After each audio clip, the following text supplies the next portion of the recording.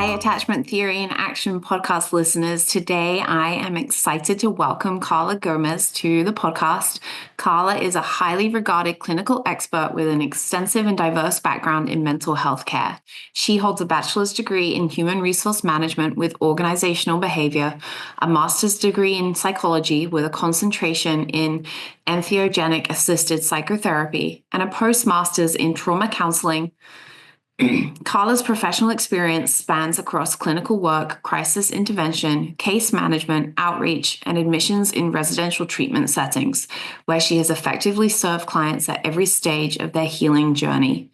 Karla is renowned for her ability to rapidly scale clinical systems with integrity, producing progressive and impactful outcomes. She excels in working at the intersection of physical and mental health, employing ambitious biomarker tracking techniques to address root causes and improve quality of life swiftly. Additionally, Karla has a proven track record in building and leading impactful teams, leveraging her robust professional network and esteemed reputation as a clinical mind to drive innovation and excellence in mental health care.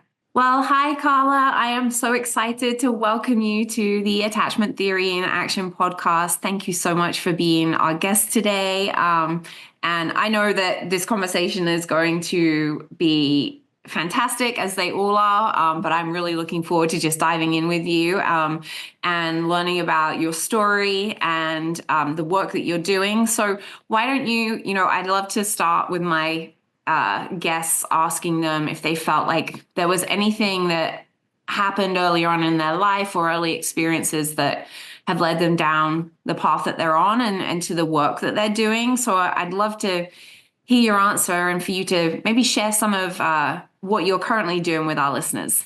Oh, absolutely. Well, first and foremost, thank you for having me.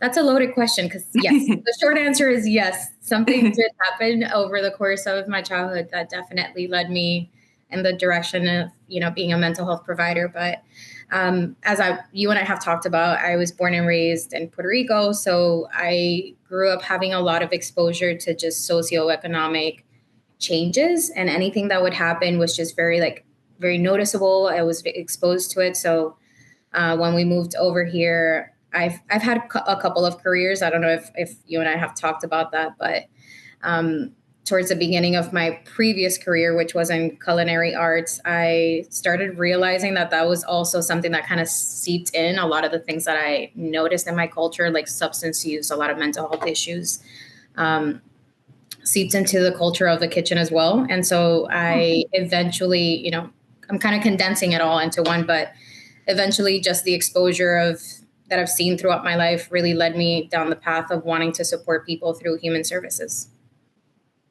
That's so interesting to, I think when we work in this field of mental health, behavioral health, we sometimes we do end up in our rabbit hole, and we only see people in the world that they're in, whether that's our office or, in a different setting that you might be working in, and don't really think about how those factors come into play in other areas. Mm-hmm. Yeah. In the kitchen, for example, and I talk about this with my partners all the time, the chaos of the environment and the sense of urgency and the exposure that you have to everybody, not only with that, but with the expectations and the pressure of the environment in and of itself, really just in many ways mirrored a lot of the things that I witnessed growing up, not only in my own family, but through just in the island, right? Being able to see people in Puerto Rico, and I don't know if you and I have talked about this, but in Puerto Rico, it was an epidemic for heroin and IV heroin. And that's typically how people started within the drug abuse space, if I can call it that. And so I think being exposed to so much at such a young age and feeling so helpless for so many years really put that forward motion and that drive into wanting to do something about it, and really creating programs and systems that could support people, not only at the point of intervention, but most importantly, at the point of prevention. So tell me, what was kind of your first role in more of a mental health field? So I started within the detox space and substance use. I've worked in behavioral health centers with the full continuum of care. So I've been lucky enough to work in settings that I get exposure to both medical and clinical presentations. I've worked with people that are primary mental health, primary substance use, primary eating disorder. Personally, I've worked a little bit more on the crisis intervention side of things. So I definitely carried on a little bit of the chaos that I brought into the kitchen, into the world of mental health, just because that's the adrenaline that I chased, right? And that's just something Mm-hmm. that really spoke to me and something that I was really good at. And what it did to my nervous system, I think, is a rabbit hole for another day. But the beginning of my career was something that not only put me in front of people that just desperately needed help right there and then, it also put me in front of people that really hadn't heard a lot of hope, really didn't have a lot of insight or a thought or a potential narrative that could lead them to a place of believing that they had a different life ahead. Mm. Yeah, wow. That's really powerful stuff to be able to be in a position such as ours to be able to try to instill and build some of that hope. We talk about that a lot in our work with children and families, that many of them come to us with those feelings of hopelessness. You know, we've tried everything and nothing seems to be working, and where do we find hope for not only our child but our family as a whole? Something I wanted to explore with you further. So a lot of your work is based within the substance use and abuse world. And we talked a little bit about this before we jumped on here, but in your mind, how does that world kind of connect to our world of attachment and relationships? Mm-hmm. That's such a good question. I always perceive the world of addiction as somebody that is trying to disconnect from the self, right? Somebody that is constantly trying to almost numb out all their internal experience, whether that's thought, whether that's a somatic representation, their internal world. They want to run away as fast as possible from whatever's happening within, right? That's why we hear family members say, like, you're destroying yourself, you're hurting yourself. Well, yeah, that's quite literally what they're trying to do, and it's working, right? Which is why addiction is so prevalent. Unfortunately, in my experience and what I continue battling is the idea that the person, the individual, is the identified patient versus the system. And you and I have kind of spoken about this before, right?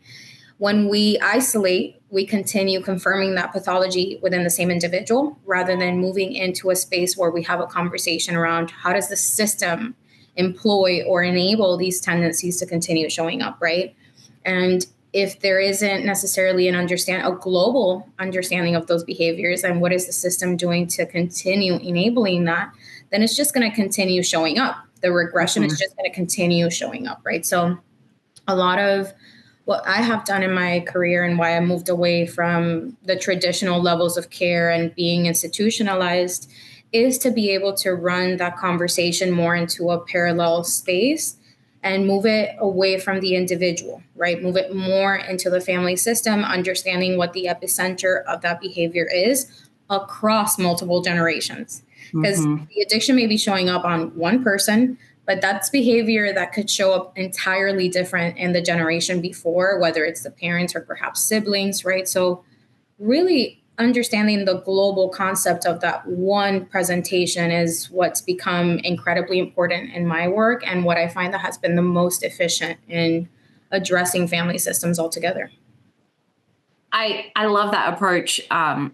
In our work that we do, we always talk about the client being the relationship. And so it's not just, as you say, that one singular person. Yeah. The role of the system, or for us, the role of the family, and how that person exists within that system is hugely important. I think not just even from an understanding perspective, but from that healing perspective as well. That, you know, this isn't just about, okay, let's identify what in this system has brought you to this place of whether it be addiction or troubled behaviors. but what in that system can also provide opportunity for hope, as you said, and healing, and repair as well.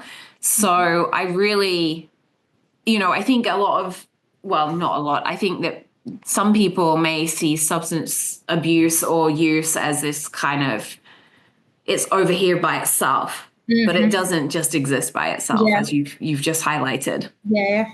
Yeah. It's perceived as this like fixed silo that's completely exterior from any other behavior or any other relationship. And the truth is, that's just the very surface level behavior that tends to be disruptive to other people's internal narrative, right? The addiction or those behaviors are the potential behaviors that challenge all the internal narratives of the other people within the system, right? So whether it's ego, whether it's their own version of how they thought they parented or how they thought they were showing up in that relationship too.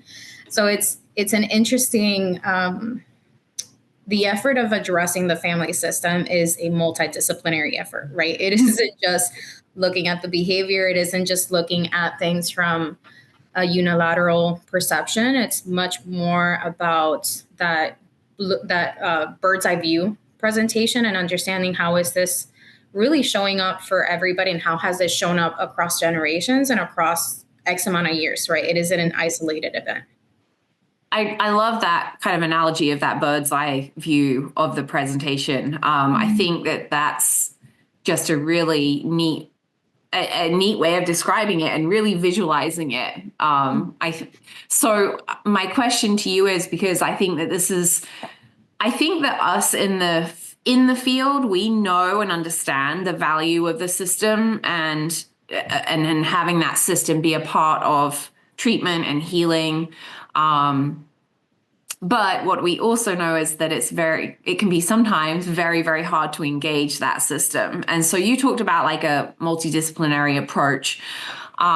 Maybe can you tell us a little bit more about, what are some of the challenges that you've come up against and maybe some of the ways that you might have handled that or addressed it or tried to meet some of those challenges?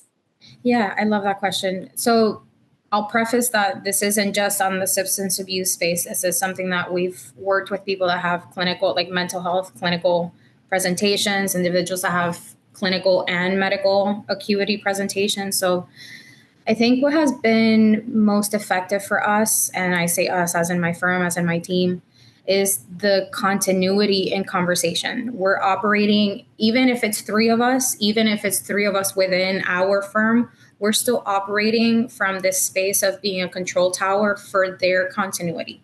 What we find is that there's a lot of fragmentation in their experience in receiving care, whether they go to a specific residential facility and then they become discharged and they go into another care provider.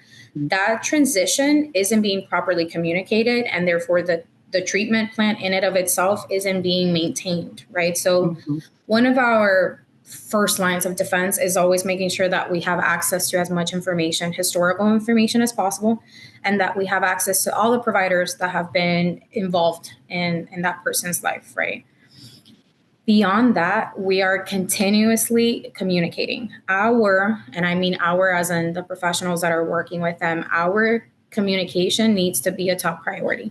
Anything that shows up in session that can inform, like for example, if I'm working with the individual with the identified patient, quote unquote, and my partner is working with the parents, anything that shows up in our session that is going to be important for the information of their session and it's going to support her in being able to guide that session is showing up immediately, right? I'm moving into immediately after that session, I'm having that conversation with her. So I think having that sense of urgency with the communication, the transparency, and making sure that we are picking up things as they're coming out has been incredibly helpful in making sure that we are equipped to be able to support the family or the individual with whatever comes up for them, right? I also think the touch points, right? And being able to move into a space of not just supporting the person during the session, but actually being able to be with them throughout the entire week in terms of our communication methods. So we use an app where we are constantly checking in with them through either voice message or texting, right? Like we're making sure that the tools or the plan that we agreed on is being continued throughout the week, and making sure that we're helping them in the accountability factor, right? If they're getting to us because of behavior, we can't become distressed when their behaviors are showing up and are creating a little bit of an impasse, right? So we have to be willing to be a source of momentum for them as well, right? So I think a lot of what has allowed for us to be different in our efforts has been that willingness to just push a little bit more. Mm-hmm. Yeah, because, all too often the approach is a once a week, if you're lucky, a once a week contact with somebody. And what I think can often happen is then the following week, everything that's happened in that week comes out, but we can't always get to be really addressing what's going on, because we're always dealing with the the whatever the current situation is. We're dealing with that and not really, so I like that you're able to make those additional touch points, as you said. Have you found it, I feel like one of the biggest things that we face is really the obstacle of our families and other members of that system being vulnerable enough to engage in this process.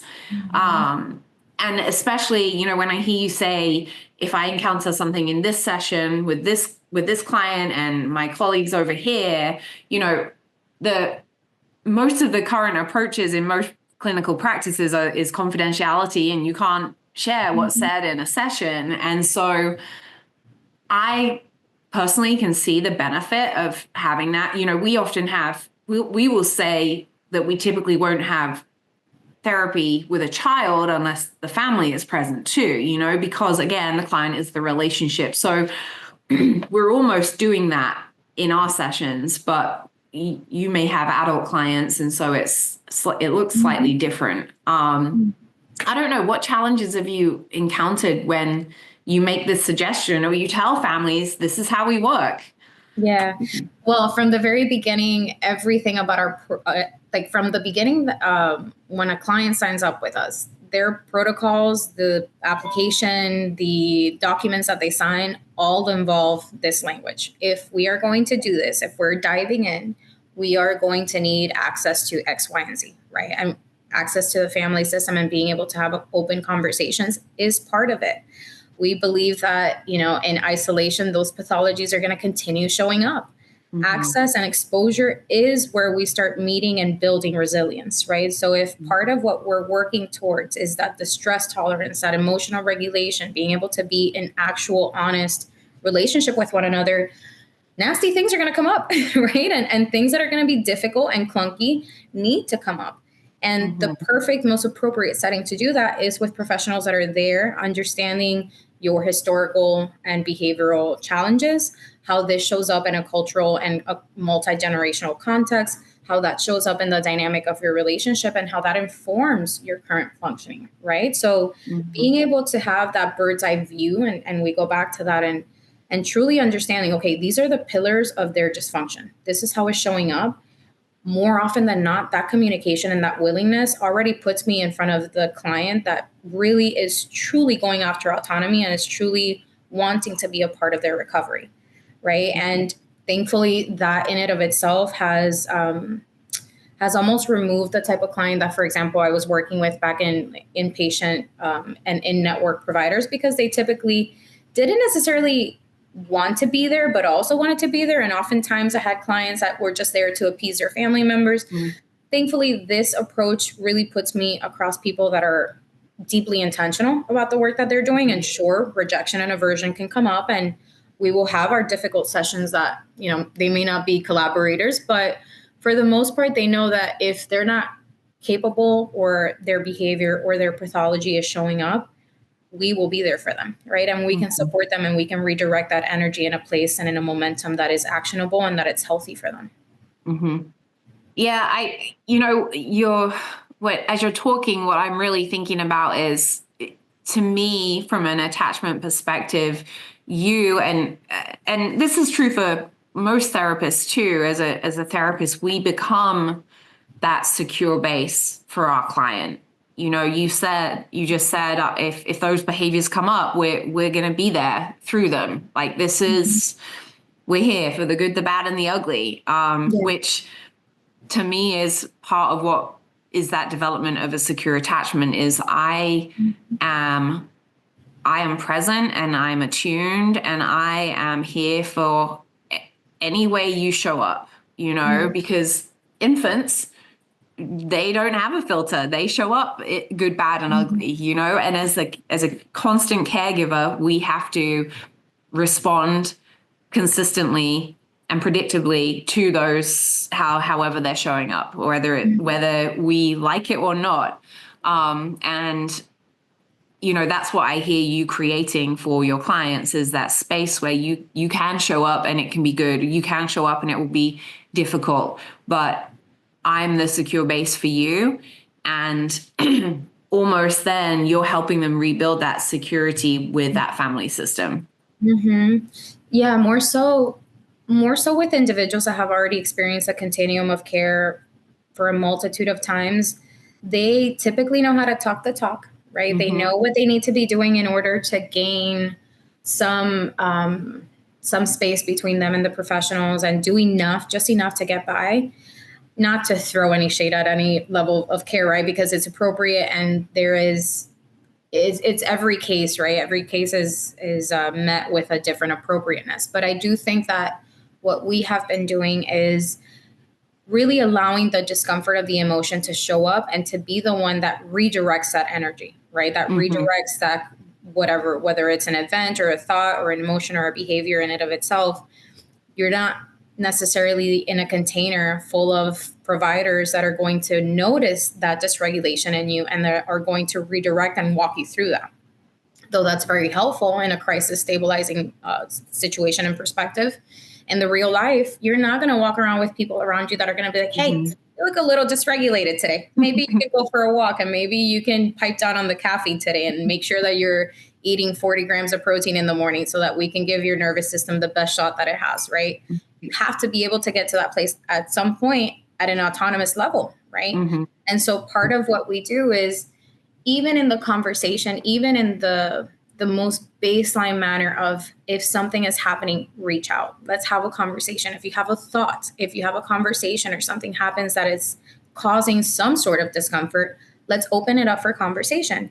Even that interval, even that response is going to create interval of space so that we can either redirect or disconfirm that pattern from that response, right? From that defense mechanism over and over again. So even in the small fraction of responses that are just simple conversations that we're having towards the bigger plan, right? Towards the bigger goals of like getting to a point of autonomy, I think it really is reflective of the work that we've been doing.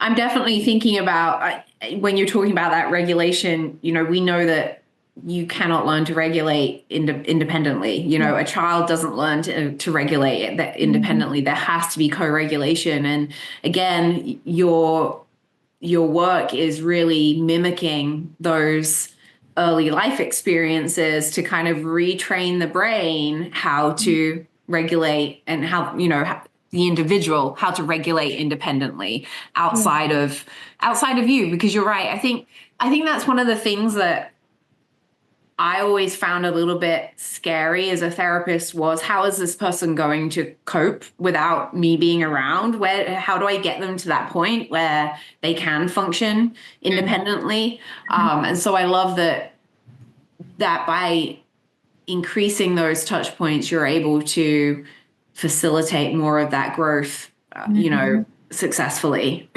Yeah. I mean, we go back to that conversation about exposure, right? Like the idea that isolation is going to help you feel better is absolutely absurd. Isolation is only going to grow and explode in many ways that behavior that's showing up. It's in the continuous exposure and redirection of the response, that we find a completely different defense mechanism or a completely different response mechanism, right? If we are constantly in a situation or in a container or in a relationship that is confirming those responses for us, we're never really going to get to a place where we can even identify that this is creating some sort of deficit within our system, right? So a lot of what we do is that exposure and breaking down of that exposure. We're very systematic in our approach, very methodical. It's the idea of understanding, okay, this is the behavior, but what's informing that behavior, right? Let's look internally and understand what's a self inventory of this specific response and why is it causing so much dysfunction in your day-to-day life, and how do we break that up, right, into bite-sized pieces that we can really thoroughly dissect every single point of turn for that specific behavior, right? And that isn't just with substance abuse. That's with any sort of thought disorder, with any sort of emotional dysregulation, with even relationship dynamics, right? Like there's this idea that we have to go after this, this event or this transition or this dysfunction in a removed space from your family system and from the community and the spaces that is not often the answer. The answer more often than not is you need to fix these things. You need to move into progress within the space and the environment that's going to continuously trigger you, right? That's going to continuously expose you to the things that are activating you. Not to say again that a residential facility isn't necessary or appropriate for people that are needing that disruption in their environment, but more often than not, that should be at the tail end of considerations, not necessarily the first response. I loved what you said. You said, what's informing this behavior? So we use this, we talk the same talk, but we use a slightly different saying. We ask what's behind the behavior. But I think that by using the word inform, that it creates a different thought perspective about it. What's informing this behavior, to me, gives this impression of what's kind of feeding into it, and not that it's just something that's come up and you're choosing to behave as, because that's the stigma with mental health conditions, is that someone's choosing to behave a certain way, when really what we know is that, as using your word, we know that there are things that are informing this behavior or this thought process that then results in the behavior. So I just wanted to say, I love the use of that language. Something I also want us to talk about, and it blends with everything that we've talked about so far, but we had mentioned it before we came on to record, is that one is, and you've just kind of been talking about it, is dealing with mental health when it becomes a crisis. So, your comments about when we deal with things in isolation, they kind of just get built up until suddenly there's this big crisis when we're around those other parts of the system that are triggering to us. But I wanted to also link to, maybe you can speak to this personally, but also professionally, in terms of what are some of the cultural pieces that come into play. One, when we're trying to engage a family system, and two, when, cultural comparisons with regards when we let things become a crisis. Are some cultures more apt to shy away and then suddenly there's a crisis, or are some more open to saying, oh, we kind of can see a problem starting to happen, we need to deal with it head on? Absolutely.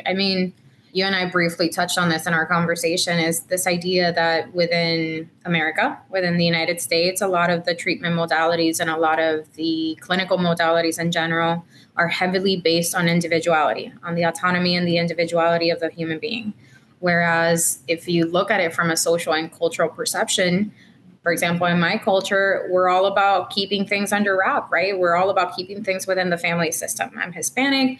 We talk everything out. We believe that we don't kick people out of our family system, right? We figure it out and we deal with it and nobody's going to know, right? The idea of opening up and being vulnerable and being an open book and just letting outside opinions in was a huge stigma. I think things are definitely changing, but when you bring those considerations into the treatment space and into a clinical space, it can be incredibly triggering or activating or even arming to a lot of the individuals that are trying to move into a space of understanding themselves, right? So, for example, like you and I talked about my culture, for example, right? The very fact that within my family system there are three different generations. Every generation has a completely different understanding of what mental health is and has a completely different perception of where that even comes from, right? The conversation around boundaries, the conversation around treatment placement, having somebody with a confirmed diagnosed mental health issue is unheard of. There is that's a nervous human being, and that's it. That's a blanket statement, right? Whereas here, and this was even a culture shock for me, families here are very quick to, it's almost the polar opposite. They're very quick to send somebody away and say, okay, this is out of our hands, individuate, send them away, right? I think there's somewhere in the middle that is a lot of the work that we're doing, right? Yes, there is space for individuation because that's healthy. Yes, there is space for also cross-referencing and understanding how did this show up in the generation before me, in the generation before them, because those are the generations and the behaviors and the internal narratives that are informing this current behavior, right? And this current internal experience, right? So being able to truly understand a person beyond them and their physical bodies and understand the lineage that they come from, both from a cultural standpoint and from a biological standpoint, is incredibly helpful in understanding the starting line for a family system, right? Whereas for a Hispanic family, my first line of defense is bringing everybody in, making sure that I have the buy-in of the parents, the grandparents, the siblings, the neighbor, if they want to be involved, everybody. And also understanding that the generation that is probably showing up right now is in desperate need of that individuation and in desperate need of pulling away and feeling that pull, right? So it's holding the duality of both of the things, right? Whereas as before, I think that there's been either a catering to the polar spectrum of the two things, right? I think now is holding the functionality of the efficiency of where we're at is holding those two things and making sure that there's congruence between those two things, right? In terms of beyond the multicultural space, I think it's also the multi-generational perception. If you're talking to somebody that was born between the 50s and 60s, it's a very different conversation that somebody that was born in the 60s and 70s and so on and so forth, right? So if you have a thorough understanding of what their social, cultural upbringing was, like for example, in the boomers, I know that they were workhorses. I know that they had their developmental ages where they just shut up and worked and were expected to do that for most of their life, right? And that's also the population that is in their 60s and 70s right now, that they're in a world where everybody talks about their feelings. They don't have the threshold to talk about their feelings the same way somebody my age will, right? And so having those very external considerations that are just, I believe, general information, I think has been incredibly helpful in the work that we're doing as well. You know, it's so funny as you're talking about that, I'm thinking about the educators that I've worked with and the just hearing it from that perspective of being in a world that is so different to the world that you grew up in. I don't know, just hearing somebody outside of my brain say that, it hits different. So I really appreciate that. You've made my brain start whirling while we're in this conversation. And I really appreciate you saying that, you know, really our role now is to hold both the family system or the system that the individual is within and the individual. And how do we balance that? And how do we also mesh that while being respectful of each of those two things separately? I think my brain just keeps coming back to, though, how difficult it can be to engage family members. And as you pointed out, we really have, at least in the States, in a lot of places, we're really stuck in this individualized, way of working. And I've experienced it in therapy sessions where family members will come and just expect to just drop their child off and do therapy. And not necessarily, maybe expect is the wrong word. It's a little harsh, but that's what they think is what's going to happen, and how it works. And so it can be really hard to have those conversations where, we bring family members in and it's like, well, why am I here to talk about me? This is about my child. Yeah.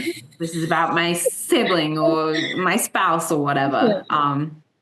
Yeah, it's always interesting to see the shock value of individuals that aren't understanding how the nervous systems that are around you in your developmental stage inform the way that you are going to be responding to the world around you. If you are in an environment that is constantly under chaos, that's constantly looking outwardly, that's an anxious individual, right? That's a nervous system that was essentially carved under chaos and under stress. And so the response mechanisms have more to do with the environment than it does with them, right? They're just finding a coping mechanism that is quite honestly working, right? And unfortunately, we go back to that. We go back to the fact that it's so it's a very easy road to go down because it's effective. It's a valid response mechanism, though detrimental, and can obviously be detrimental to much more than the individual and to the family system as well. But it works for a reason, because it isn't just the individual. It's a family system and a mechanism response. And until people really thoroughly dive into this kind of work, understanding that it isn't a deficit of the person or their behavior, it's a deficit of the family system and the mechanisms that are informing that family system. I think that really kind of hits it on the head. What you just said is what makes it so difficult for many families to engage, is that it's that acknowledgement that it's, as you put it, a deficit of the family system. And it's hard. That's a hard thing to acknowledge and say, "Ooh, as a family, we've contributed to this." And it's much easier to just say, "No, this is a you thing. This is not me. This is a you thing." And you're so right. I mean, there's so many generational variables that come with that approach, with that perspective of this is a you thing, that again, you can expand that comment of it being a family deficit, that it's not just the individual and their immediate family, it's then the family before that, the generation before that. And so it's like this, it's hard, but there's also opportunity for people to learn and know that as a parent, you were also impacted by your parents or your family experiences. And so no, it's not your fault that maybe your child is behaving this way, or you have a sibling that's behaving this way. It's all informed by those previous experiences before you. Yeah. And it's an extension. I'm about to piss off a lot of people. It's an extension of their own detriments, right? It's an embodiment of their own detriments and the deficits that they didn't pay attention to, right? I think a lot of what my efforts have been, and even before I start diving into dissecting how these behaviors are showing up in the family system, is through language.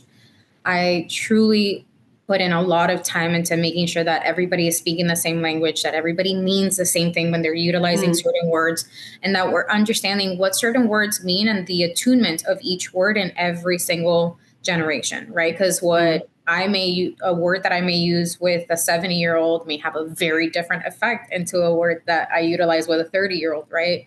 And so making sure that there's congruence in that definition, I think, has been really impactful.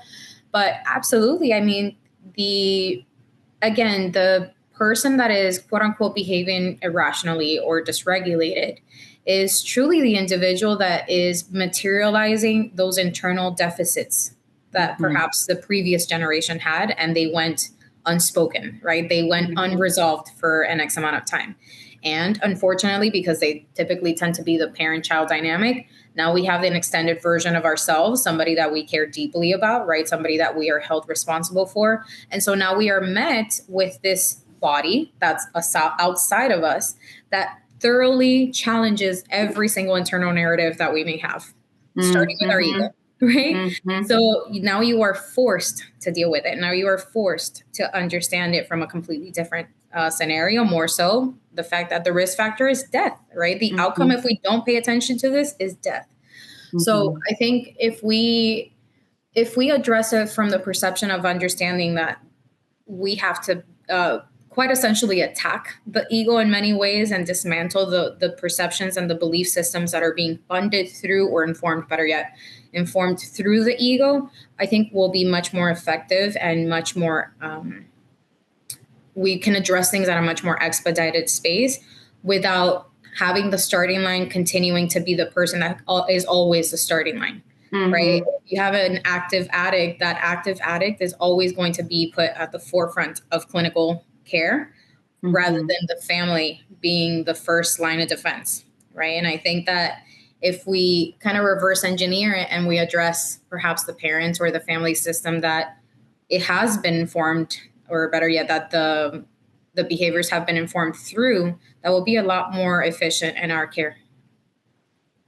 I love that. Karla, I think that that's a great place for us to wrap on, because that just gives me so much food for thought. I want to say thank you so much for coming on and talking with me.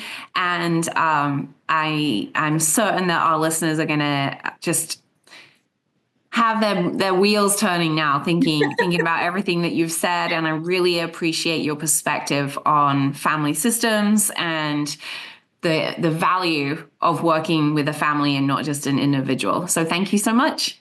You're so welcome. I'm always open to go down these rabbit holes with you.